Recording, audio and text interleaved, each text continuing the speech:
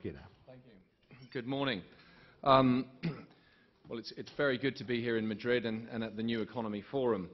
I'd like to, first of all, tell you very briefly what Libertas is about. Libertas is a pan-European movement, the first truly pan-European political party that is a committedly pro-European organization, and that has dedicated itself to reducing bureaucracy in the European Union, to ensuring that the European project is built on the solid foundations of democratic accountability, and that it is a place that we can all together as Europeans, almost 500 million of us, come together in building a prosperous future, and a future built on the values and ideals inspired by European civilization.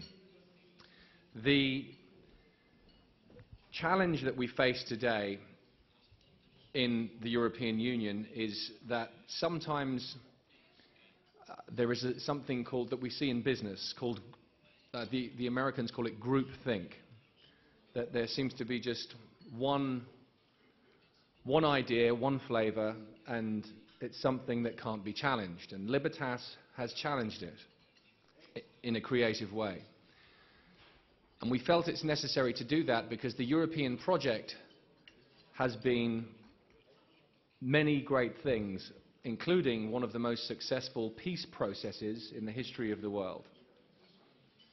It's a miracle that we haven't had the scale of bloodshed and war in this continent that we have suffered for thousands of years. We have an unprecedented period of peace, and it's remarkable. And in addition to that, we have really the opportunity to build a Europe that is capable of truly leading the world. But to do that, we've got to change a few things.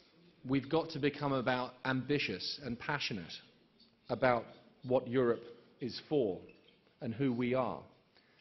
It's been several hundred years since we've done a renaissance in Europe.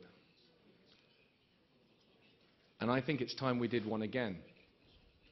And to do that, we have to look into ourselves, and we have to ask ourselves the question, do we want to even be prepared to think about having the ambition to want to achieve that, to come together and build a European Union that is democratic, that we can be proud of around the world, and that we can feel like respects us and works for all of us, that it is a project that comes from you, not from unelected elites, but from you. And to underline one point I think that needs to be changed, I'll just ask a simple question. And you're not allowed to answer, Diego. Who in here could name, just to put an interest, the European Parliament cannot initiate legislation. To be able to initiate legislation in Brussels today, you have to be unelected. And approximately 70 to 80% now of all of our laws and regulations are initiated in Brussels. To be able to initiate, you have to be unelected.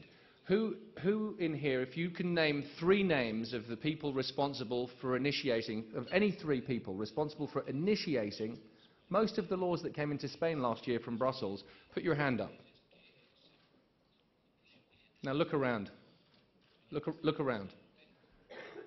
I've asked that same question of Europe's leading political journalists in Berlin, Warsaw, Paris, London, Lisbon, Rome, Dublin, Vilnius, Stockholm, The Hague. They don't know the answer either. And what we want to change is the fact that in 4 or 5 years' time, if someone asks that question, you will know the answer. Because the fact that we cannot name even one person responsible for initiating most of the laws and regulations passed in this country last year is slightly ridiculous. Wouldn't you agree? We need to change that. And when we change that, And when we make sure that this great European project is built on the principles of transparency, so we know who's asking for these laws and regulations, accountability, so the people who are initiating them and making them, we know who they are and they ask us for a vote, and democracy, the fact that you get to decide who makes those decisions at a ballot box, that's a Europe that we want to believe in. And now, if I may, Mr. Chairman, I would like to say what a great privilege it is to have beside me really somebody that, for me, defines heroism. A European hero of our very own.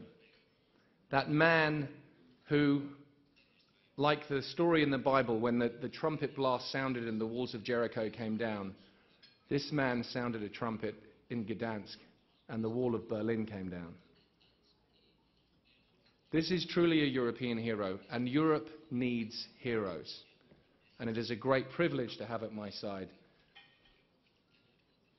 really the hero of our time and one of the great heroes of Europe in the latter half of the last century, Mr. Lech Wałęsa. Thank you.